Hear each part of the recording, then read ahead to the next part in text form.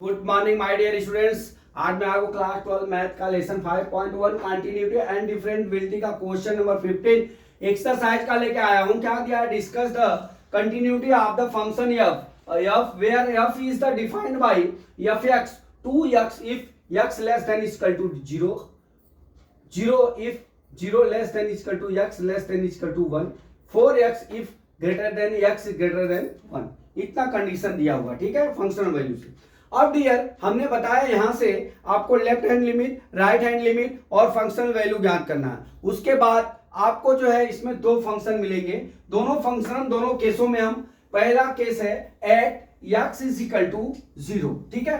तो सबसे पहले एक चीज बता दूं, इस फंक्शन को हम इस ग्राफ पे दिखा लेते हैं, ठीक है। अब देख लीजिए यहां पे क्या दिया है, 0 लेस देन 1। देखिए 0 लेस देन 1 पे वैल्यू कितनी है हमारी 1 है, सॉरी 1 है, ठीक है। अब 0 ग्रेटर देन पे हमारी वैल्यू कितनी है, 2x है। कितनी है? ग्रेटर देन पे 2x है 0 से, ठीक है। अब क्या है, अब हमारा क्या हो गया, fx की वैल्यू कितनी हो गई हमारी, सॉरी एक से ग्रेटर देन कितनी वैल्यू है, 4x, ठीक है। 0 से 1 की वैल्यू 0 और 0 से ज्यादा वैल्यू कितनी है हमारी, 2x है। और इसके बाद जो है fx की वैल्यू जो यहां पे दिया है x इज ग्रेटर देन 1, वहां पे कितनी वैल्यू दी हुई है हमारी, 4 दी हुई। अब इस केसों में दो है। देखिए यहां पे जब x is equal to 0, x is equal to 0 मतलब लेस देन, तो उस वहां पे वैल्यू की लेस देन कितनी हो गई, 2x हो गई, ठीक है। अब ग्रेटर देन पे, सॉरी ये उल्टा लिखा गया है, यहां पे सबसे पहले यहां पे उल्टा लिखाया हुआ है। तो यहां पे राइट हैंड लिमिट, देखिए हमने क्या लिखा है, राइट हैंड लिमिट हमारा कितना हो जाएगा, 0 हो जाएगा। यहाँ ये उल्टा लिखा गया है यहाँ पे। चलिए यहां पे मैं फिर से लिख लेता हूं, लेफ्ट हैंड लिमिट, यहां पे क्या हो जाएगा, राइट हैंड लिमिट, यहां पे 0 वैल्यू हो जाएगी, यहां पे 2x हो जाएगा, ठीक है। अब देख लीजिए लेफ्ट हैंड लिमिट जो हमारा कितना हो जाएगा, 0 टू लेस देन कितना हो जाएगा, 0 टू लेस देन 2x लिख लिया हमने। फिर 0 राइट हैंड लिमिट कितना हो जाएगा, ग्रेटर देन, 0 से बड़ा मतलब कितना हो गया हमारा, वैल्यू 0 हो गया। अब फंक्शनल वैल्यू कितनी हो जाएगी हमारी, 0 हो जाएगी, ठीक है। अब हम चलते हैं केस 1 को सॉल्व करते हैं, ठीक है। यहां चलते हैं केस 1 लिखते हैं, केस 1 पार्ट 1, यहां लिखते हैं at x is equal to 0। अब हमारा क्या हो जाएगा, लेफ्ट हैंड लिमिट बराबर कितना हो जाएगा, फंक्शन वैल्यू 2x हो गया। अब यहां पे क्या लिखेंगे, f x is equal to 2x हो गया डियर। यहाँ पे लिमिट क्या लिखेंगे, f x टेंड्स टू 0, ठीक है, माइनस यहां पे क्या लिखेंगे, यहां पे f x is equal to हमारा क्या हो जाएगा, 2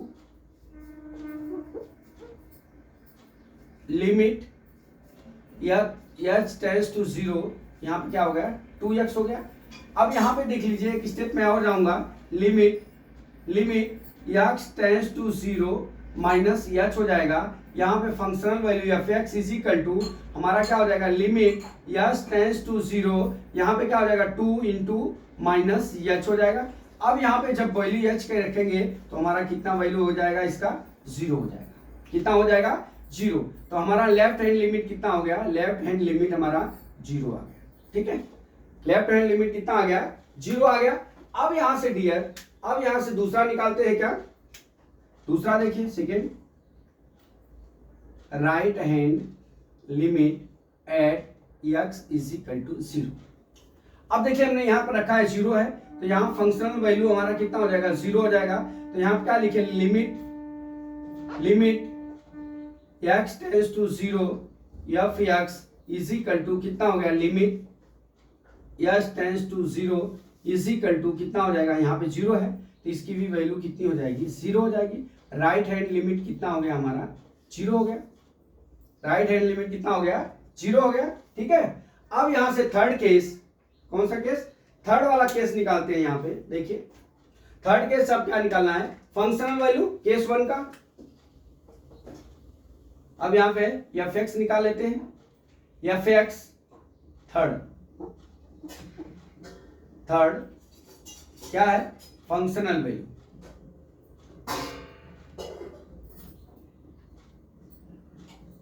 eight x is equal to 0, ठीक है, यहां पे निकालें। अब हमारा F x is equal to 0 है, ठीक है, तो हमारा क्या हो जाएगा, फंक्शनल वैल्यू भी कितना हो जाएगा, 0 हो जाएगा। अब देख लीजिए, अब ये तीनों पार्ट हमारे क्या हो गए, 0 हो गए। क्या हो गए, यहाँ पे ये भी 0 हो गया, यही अब ये भी 0 हो गया, तो यहाँ पे लिखेंगे लेफ्ट हैंड लिमिट बराबर राइट हैंड लिमिट बराबर फंक्शनल वैल्यू बराबर 0, ठीक है। तो यहां लिखेंगे function F x is continuity at function X is equal to 0, ठीक है, इतना लिख देंगे। अब ये तीनों का वैल्यू 1 हो गया, इसलिए केस नंबर 1 क्या हो गया हमारा, x इज इक्वल टू 0 पे क्या हो गया, कंटिन्यूटी हो गया, ठीक है। अब हम चलते हैं अपना केस नंबर 2, यहां लिखते हैं दूसरा पॉइंट, केस 2, ठीक है, case 2 x is equal to 1, ठीक है। तो पहला निकालते हैं left hand limit at x is equal to 1, हमने यहां पे लिखा हुआ है लेफ्ट हैंड। अब देख लीजिए x इज इक्वल टू 1, ये x इज इक्वल टू 1 होगा तो इसकी वैल्यू कितनी हो जाएगी, 0 हो जाएगी। राइट हैंड लिमिट में x ग्रेटर देन 1 होगा तो उसकी वैल्यू कितनी होगी, 4x होगी, और fx की वैल्यू कितनी हो जाएगी, इज इक्वल टू 0। अब हम बारी बारी से तीनों निकाल लेते हैं, ठीक है। तो अब हम लेफ्ट हैंड लिमिट निकालेंगे, तो हमारा F x is equal to कितना हो गया डियर, 0 हो गया। अब यहां लिखेंगे limit x tends to 1 minus, ठीक है, F x is equal to 0। अब यहां पे लिखेंगे limit x tends to 1 minus H, F x is equal to कितना हो जाएगा, limit x tends to 0 into 0, ठीक है। अब इसकी वैल्यू तो कितना हो जाएगी, 0 हो जाएगी, क्योंकि इसमें x और h नहीं है, तो लेफ्ट हैंड लिमिट कितना आ गया हमारा, 0 आ गया। कितना आ गया डियर, 0 आ गया।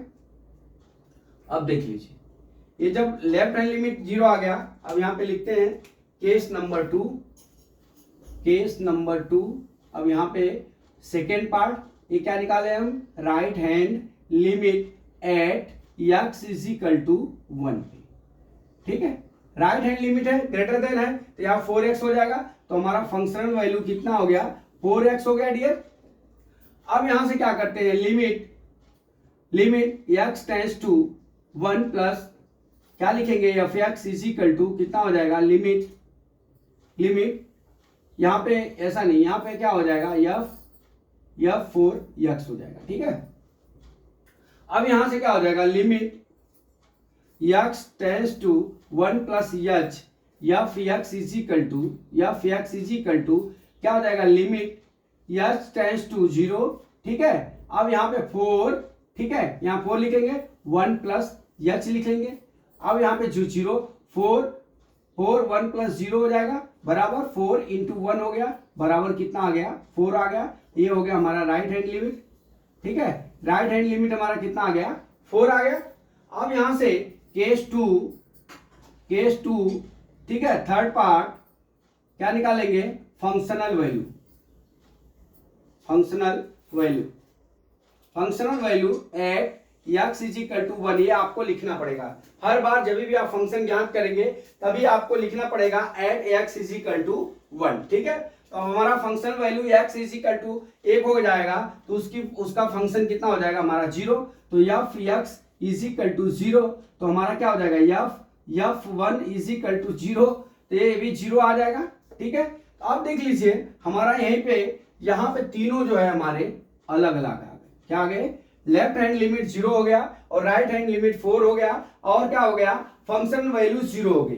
तो यहां पे हम लिखेंगे डियर, हम यहां पे क्या लिखेंगे, यहां पे लिखेंगे कि हमारा लेफ्ट हैंड लिमिट, यहां पे लिख लेंगे left hand limit not is equal to right hand limit, not is equal to क्या हो जाएगा, फंक्शनल वैल्यू के, ठीक है।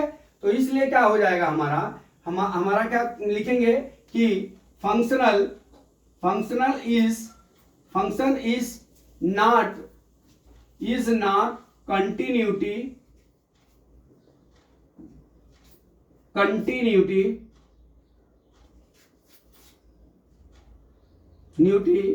At x is equal to 1 लिखेंगे।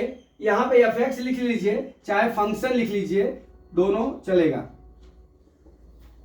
Function is not continuity at x is equal to 1। तो डियर इस सवाल को समझने के लिए सबसे पहला आपका जो है टॉपिक यही है। इसी में से आपको केस 1 केस 2 बना लेना है। अगर केस 1 बनता है तो 1 को सॉल्व करके हम कंटिन्यूटी डिसकंटिन्यूटी ज्ञात कर सकते हैं।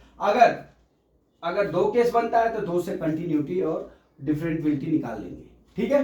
तो माय डियर स्टूडेंट, हमने दोनों केसों आपको बना के यहाँ चार्ट द्वारा समझा दिया। मैं आशा करता हूँ कि ये सवाल आपको समझ में आ गया होगा। अगला न्यूमेरिकल कल मैं फिर लेके आता हूँ। जय मां सरस्वती, जय भारत माता, जय जवान, जय किसान।